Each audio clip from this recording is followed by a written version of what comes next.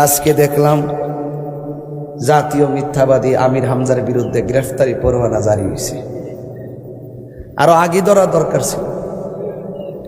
আমি আলেম হিসেবে তার বিরোধিতা করছি না, তাকে বলছি একজন আলেম হিসেবে তোমাকে সত্যবাদী হতে হবে।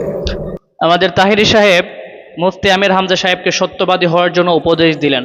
আমি সাথে একমত, আমি আপনার সাথে একমত পোষণ করছি। শুধু আমির হামজা সাহেবের জন্য নয়, বরং প্রত্যেক মানুষেরই এরকমভাবে সত্যবাদী হওয়া প্রয়োজন।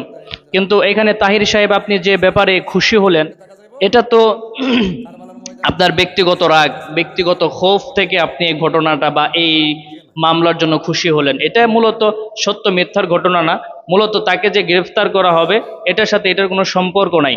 বাকি এখন আসেন, আমির হামজা সাহেবকে কারা মামলা করলো, কি জন্য গ্রেফতারি পরোয়ানা জারি করা হলো, এটাও তো আমাদের জানা দরকার। চলুন আগে এই ভিডিওটা আমরা দেখে নেই। গত 2 এপ্রিল কুষ্টিয়া সদরের সংসদ সদস্য মুফতি আমির হামজার বিরুদ্ধে আমি বাদী হয়ে মানহানি মামলা করেছিলাম। মামলাটার উদ্দেশ্য ছিল আমাদের সিরাজগঞ্জের কৃতি সন্তান, আমাদের হৃদয়ের স্পন্দন, আমাদের গণপ্রজাতন্ত্র বাংলাদেশ সরকারের মাননীয় মন্ত্রী জনাব ইকবাল হাসান মাহমুদকে কটূক্তি করেছিল, তাকে নাস্তিক বলেছিল। আমরা ক্ষুব্ধ হয়ে তার বিরুদ্ধে মামলা করেছিলাম। গত 2 আমির হামজা সাহেব যদি ভুল করে বা কোনো অন্যায় করে, শাস্তি হোক, আইন সবার জন্য সমান হোক, কিন্তু এটা একচেটিয়া ভাবে যে সরকার দলীয় জোট যারা আছে তারা সুবিধা নেবে এমনটা না হোক, সবার জন্য সমান হোক, এটাই আমাদের প্রত্যাশা। বাকি আসেন, তাহিরি সাহেব মানে কি বলেছিলেন এটা তো একটু জানা দরকার। যদিও জানেন, আমি আবার একটু আপনাদেরকে শোনার জন্য আহ্বান করব। এখন জ্বালানি এবং বিদ্যুৎ প্রতিমন্ত্রী যে লোকটা ইকবাল হাসান মাহমুদ টুকু, একটা নাস্তিক এবং ইসলাম বিদ্বেষী, আপাতমস্তক ইসলাম বিদ্বেষী। ওনার বক্তব্য কালকে দেখেছেন, এই দেশে ধর্ম প্রতিষ্ঠা করার জন্য নাকি মুক্তিযুদ্ধ। এবার আসুন, তুই গেলে জুতা মারো তালে, তার আগে ভিডিও দেখুন, তারপর এটা নিয়ে আমরা একটু কথা বলি। হামজার কালো হাত ভেঙে দাও, ঘুরিয়ে দাও, হামজার দুই গালে জুতা মারো তালে তালে, জুতা মারো তালে তালে, আমির হামজার দুই গালে মারো তালে তালে, আমির হামজার দুই গালে। একজন কুলাঙ্গার উনি প্রমাণ করলেন যে আসলে মুসলমানগুলো চাটুকারিতায় বেশি পছন্দ করে।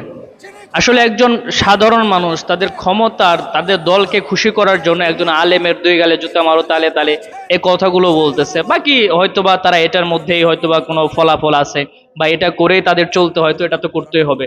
বাকি এটা আপনাদের উপর ছেড়ে দিলাম যে এটা কতটা সত্য। বাকি তাহিরি সাহেব, আমি একটা কথা বলি, আমি আপনাকেও ভালোবাসি, আমির হামজা সাহেবকেও ভালোবাসি, আমি আপনাদের দুজনের বয়ানই শুনি। কিন্তু কথা হচ্ছে, আপনাদের ভালো যে বিষয়গুলো আছে আমি গ্রহণ করি, আলহামদুলিল্লাহ। কি একটা কথা হলো কি, আপনারা দুইজনে বাংলাদেশের জনপ্রিয় আলেম, যুবকদের আইডল। বাকি আমাদের মধ্যে যদি এরকম হিংসা ধাক্কা ধাক্কি লেগেই থাকে, তো এটা আমাদের জন্য সবচেয়ে লজ্জাজনক একটা বিষয় হয়ে দাঁড়াবে। একটা সময় দেখবেন এমন আসবে যে যাদের হাতে ক্ষমতা ছিল, যে স্বৈরাচারের হাতে, সেখানেই দেশ চলে যাবে।